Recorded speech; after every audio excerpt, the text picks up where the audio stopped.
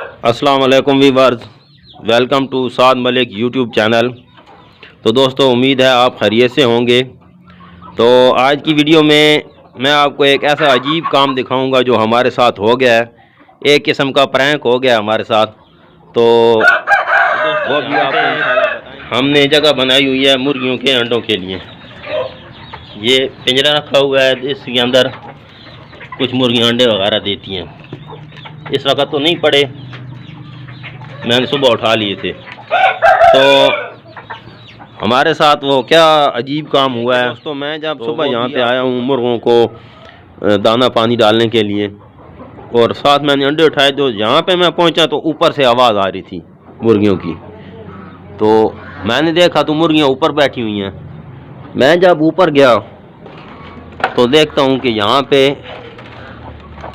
3 मुर्गियाँ बैठी हुई हैं और इनके नीचे अंडे भी पड़े थे। तो दोस्तों, मसला ये बन गया है कि अब हमें पता नहीं है कि ये मुर्गियों को कितने दिन हो गए हैं अंडों पर बैठे हुए। तो एक और भी बात का खदशा है कि यहाँ से अगर बच्चे निकले तो वो नीचे भी गिर सकते हैं।